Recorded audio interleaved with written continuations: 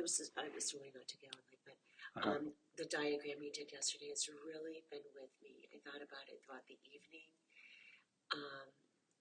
Not that it completely has kind of gone from head to heart, but I feel like I touched on a little bit of acknowledgement how we project.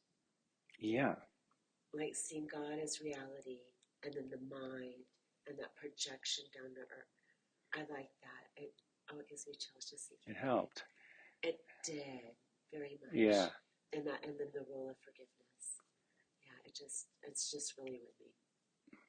Yeah, it's super sweet. So Lisa was just sharing how the diagram that we scribbled out yesterday was helpful. And while the diagram is a visual aid, right, that can help with our progression through the course. Remember, we don't try to understand it, but we want to. Let's be honest, though. There is an intellectual aspect to this. Remember, it's a mind training program, and so the visual element can be helpful. The words can be helpful. The study can be helpful.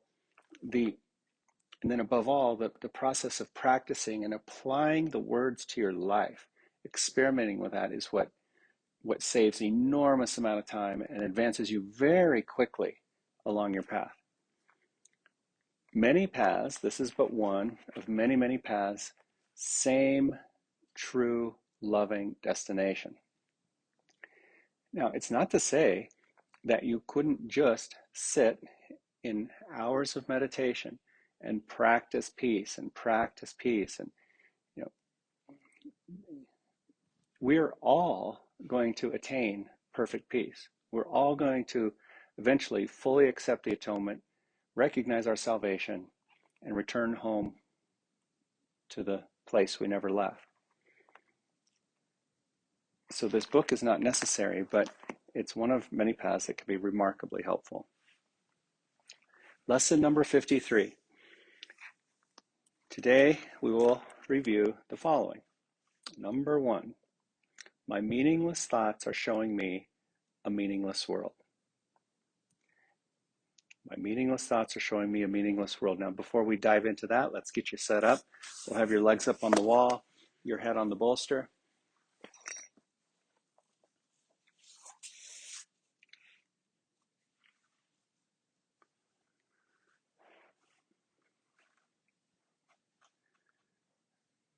Good.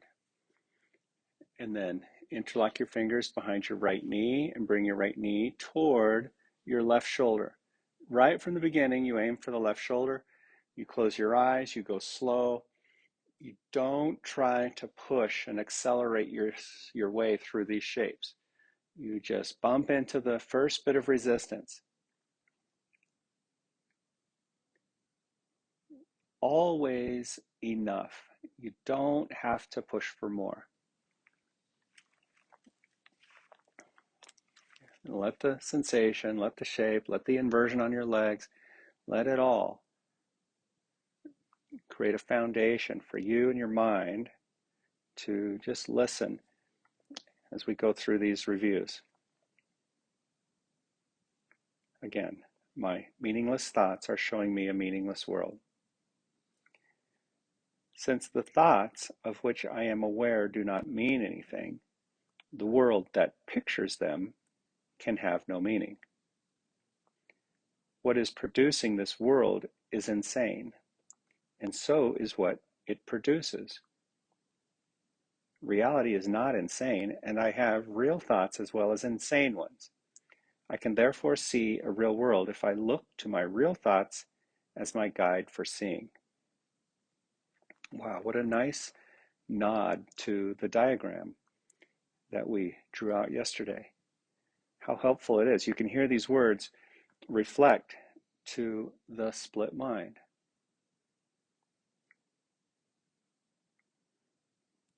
My thoughts and the world it produces for my ego mind have no meaning.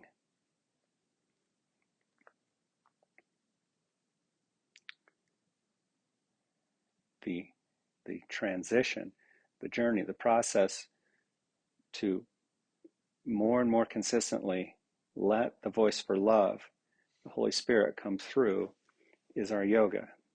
Those are real thoughts, and those lead to the real world, which is a life of peace and happiness. Release your leg back up onto the wall and bring the left knee toward the right shoulder.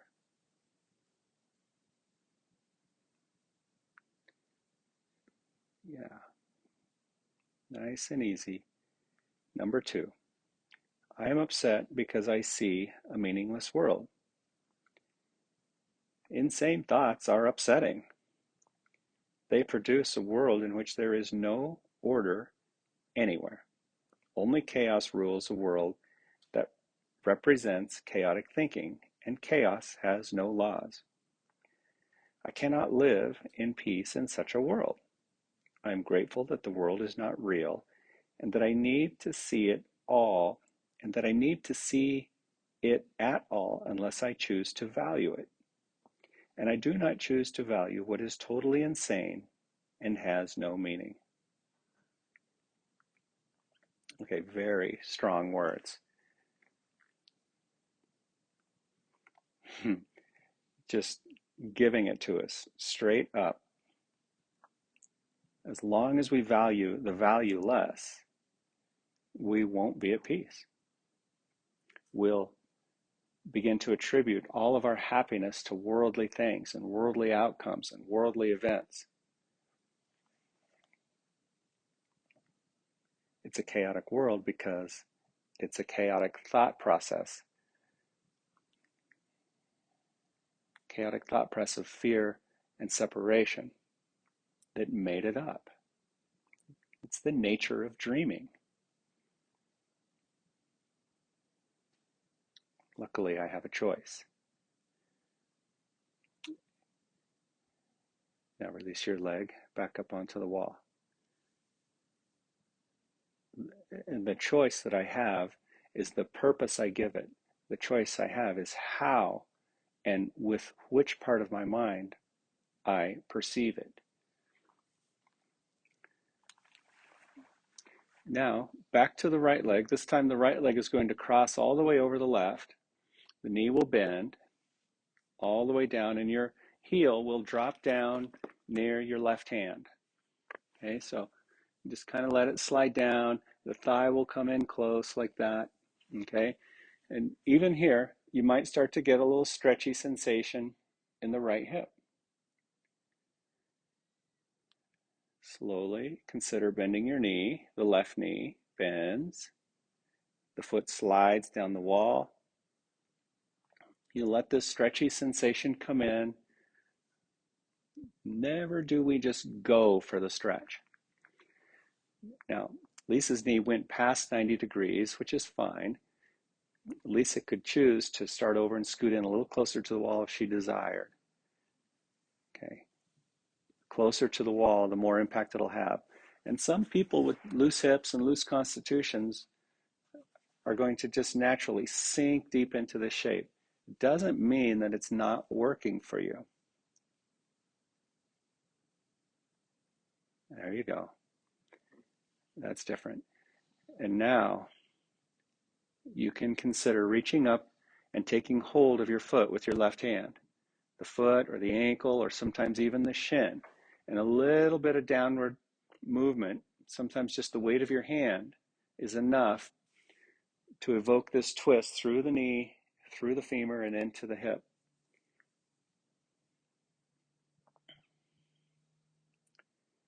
In many ways, this practice is one where we work with all the restrictions in the soft tissues, which includes the muscles, the connective tissue, ligaments, tendons, all the soft stuff that's more malleable.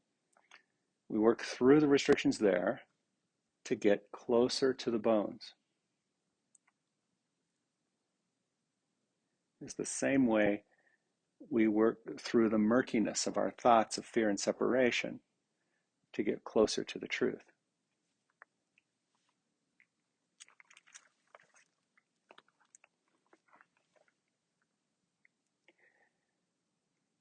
Number 3, a meaningless world engenders fear. The totally insane engenders fear because it is completely undependable and offers no grounds for trust. Nothing in madness is dependable. It holds out no safety and no hope. But such a world is not real. Let's just stop there for a second and consider who or what in your life, including you and your body, what is totally 100% always dependable. Everything here is temporary. As dependable as it can possibly be, it will not last. The ego is always swayed toward the greener grass somewhere too. So there's always that.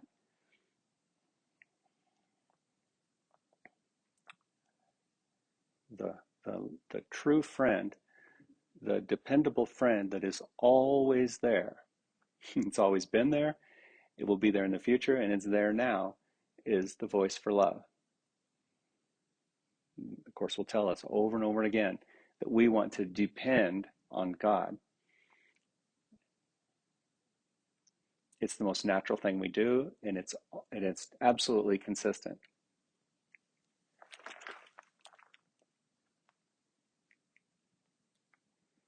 But such a world is not real. I have given it the illusion of reality and have suffered from my belief in it. Just deep honesty here. Now I choose to withdraw this belief and place my trust in reality.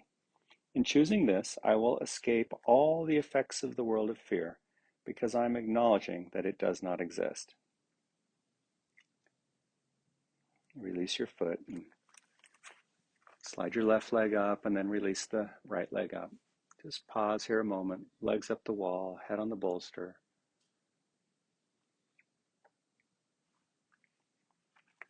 Eyes closed. And for a moment here, just consider how much we've invested in the world. Emotionally, physically, mentally, even financially, we invest in the world. None of it is wrong.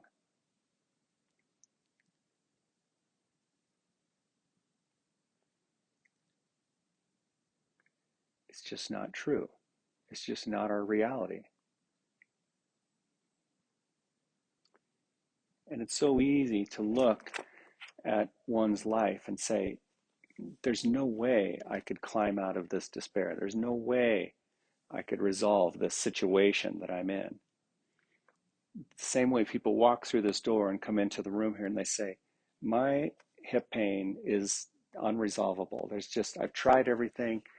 There's nothing I can do for this or that problem. I'm that special. That's what the message is. My situation is so unique and so problematic and so special, even God can't help me. But have you really begun to play with the very fact that this is not your reality? And begin to play with actually 100% beginning to rely on a different voice inside. Cross the left leg all the way over the right. Let the heel drop down by your hip. Slide the right foot down the wall, bend the knee. So you end up catching the left knee. You close your eyes, experience the feedback and sensation, and then make a decision if you're going to reach up and take hold of the foot or the ankle and apply a little downward pressure. To some degree, it adds pressure, but it also makes the shape different. In this little series, part of what we did yesterday and part of what we're doing today, and maybe even tomorrow, is going to be really parts of a sequence designed to help relieve sciatic pain and all the congestion that comes around the sciatic nerve and the back of the hip. It just needs more space. Number 4, God did not create a meaningless world. How can a meaningless world exist if God did not create it? He is the source of all meaning, and everything that is real is in His mind. It is in my mind too, because He created it with me. Not me, the body, but me, the, the, the child of God, the extension of God. Why should I continue to suffer from the effects of my own insane thoughts when the perfection of creation is my home? Let me remember the power of my decision and recognize where I really abide. All right, let's answer that question. Why should I continue to suffer from the effects of my own insane thoughts when the perfection of creation is my home? Why would I do that? Why would we do that?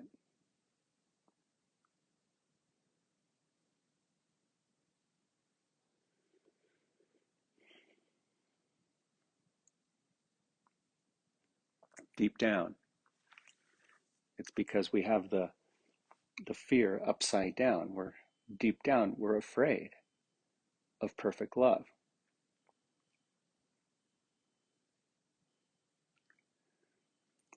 And so that perfect love is replaced by separation and fear and thoughts of separation that produce this dream we call life. So deep down, the answer to the sentence has to be because I want it. Why would I suffer from the effects of my own insane thoughts when the perfection of creation is my home? Because deep down, I want it. I want the fear. I want the guilt. I want these unpleasant outcomes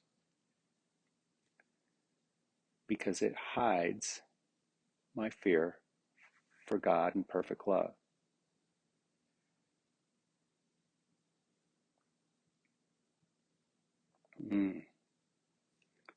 So, wow, what a powerful thing if we can begin to embrace that. We gently, gently embrace that. Release your foot, slide your heel up on the wall, your legs up, that's fine. Legs up on the wall.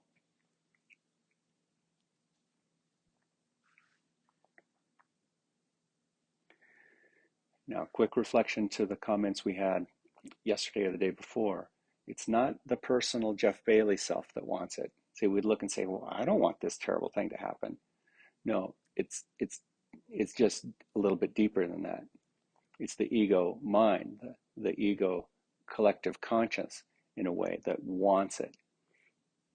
And because we're a part of that, we're also all of that. And that's why as we change our thoughts about the world, the effects of our change in mind is experienced by all. It's hard to see it, but we're coming up on some lessons that reinforce that idea.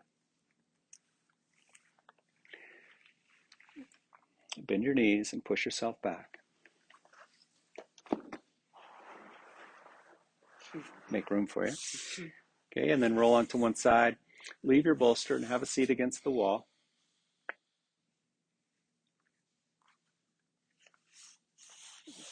Soles of your feet together, the knees wide, heels about 2 hands away. That's it. Just close your eyes and curve forward.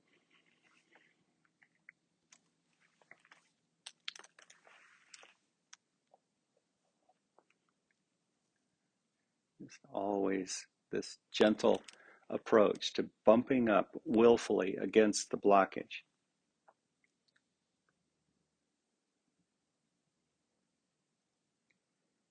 And then the last idea that we'll review here is number 5, lesson number 15, my thoughts are images that I have made.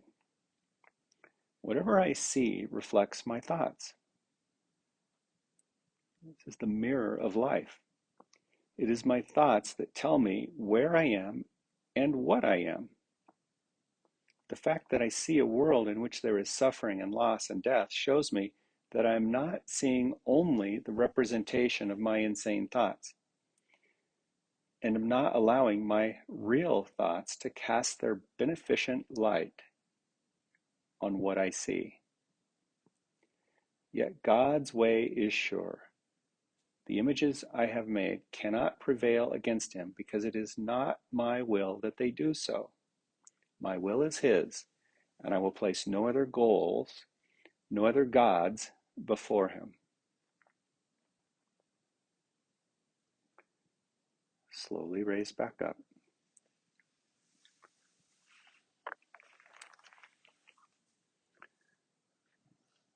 You can rest your hands on your knees or your thighs, rely on the wall, rely on your bones as you rely on the floor and gravity. Just settle in.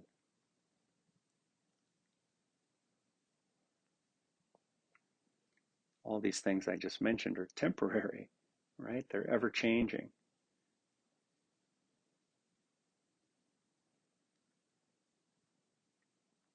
But for now, we can rely on them as a symbolic gesture for the real reliance that we want to develop and nurture with God, which makes God goal, end, guide.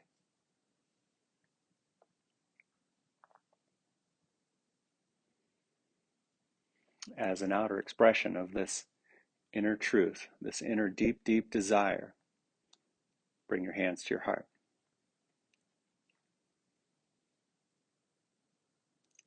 Namaste. Namaste.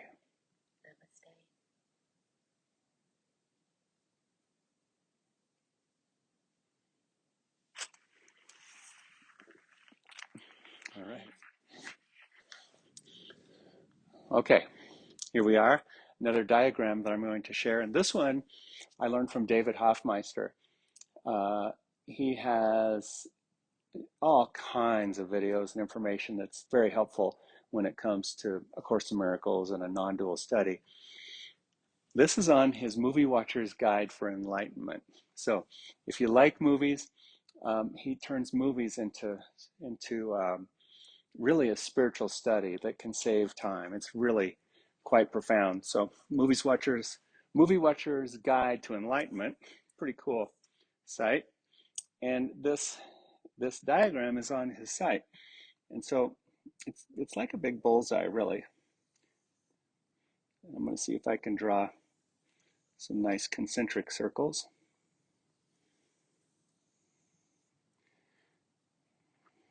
All right. Now, one of the themes that you've heard so far in the practice is that it's the prayer of the heart that is always answered. And what is the prayer of the heart but the deepest level of desire? Deepest desire. Remember, Buddha said, desire is the root of all suffering. Well, it's true in a worldly sense because worldly desire comes from the ego mind, and it is rooted in fear and hate and separation and guilt, and so it's always going to lead to suffering. So we could put a D here. This is, in many ways, this is our target. We start with, well, we'll get to it here in a second. Draw a few more circles.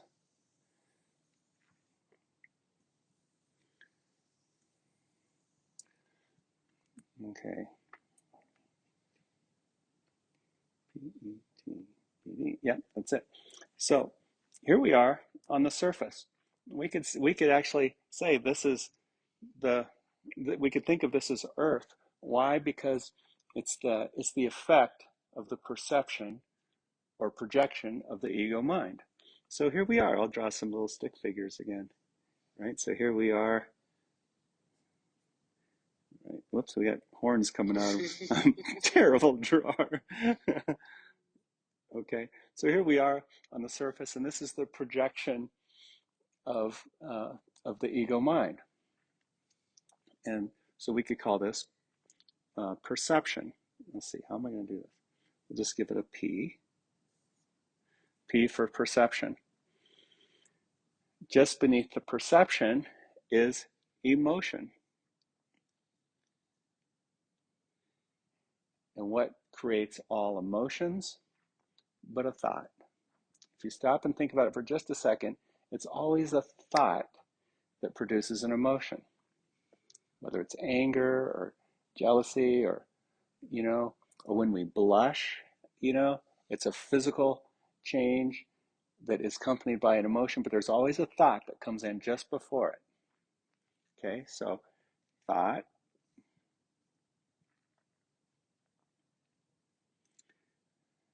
and then belief.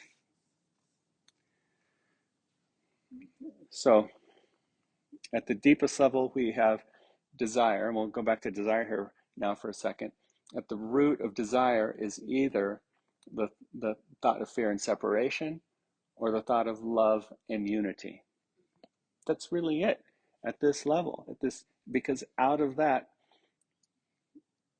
if we consider coming from the thought of fear and separation, we're moving in this direction.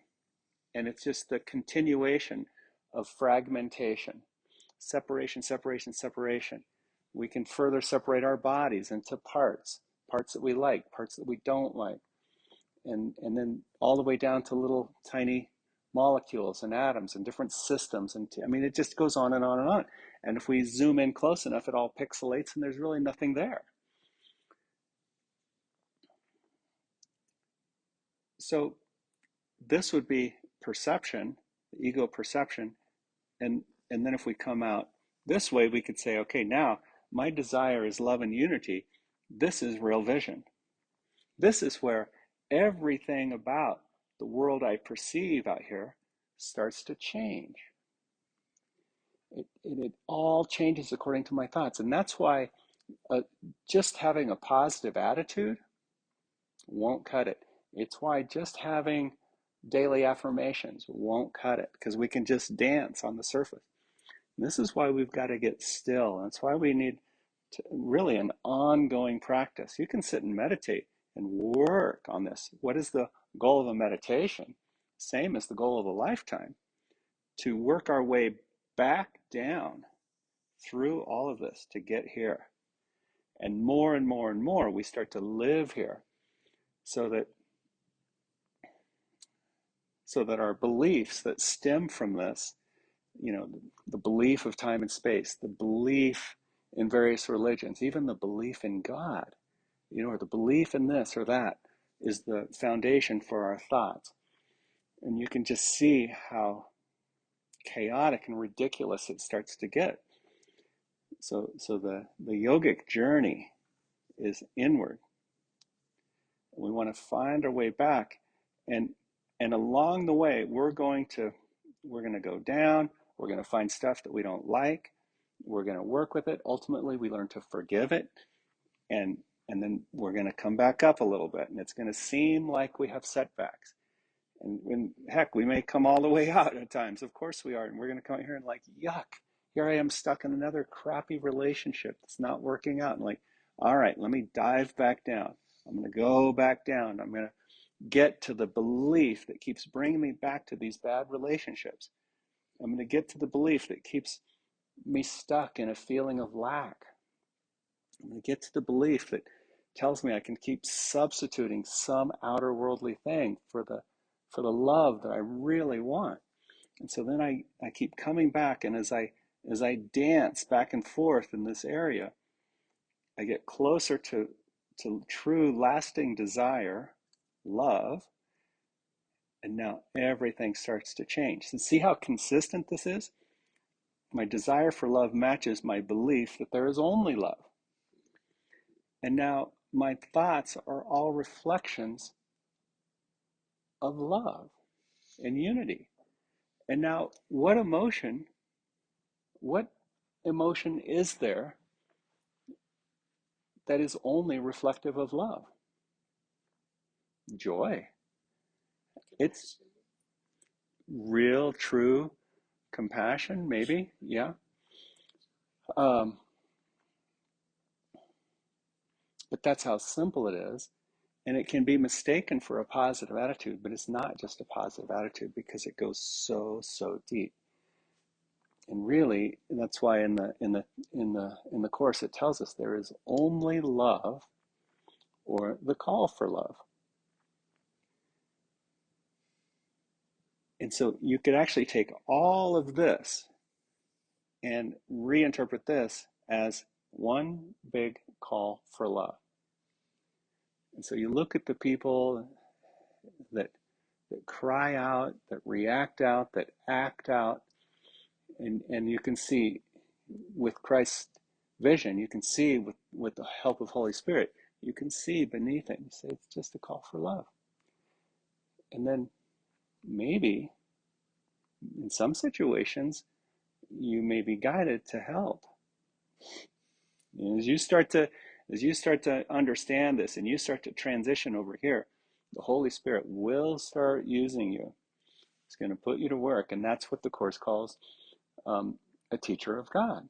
We are teachers of God, and we teach only love because that's what we are. Isn't that sweet? Another term it uses is miracle worker. That's what I want. I want to be a miracle worker, first for myself and then for the people around me, because I don't have to worry about what to do or where to go because I will be directed, just like we were directed to show up here today to do this. Yeah, it's beautiful. Okay, thank you so much.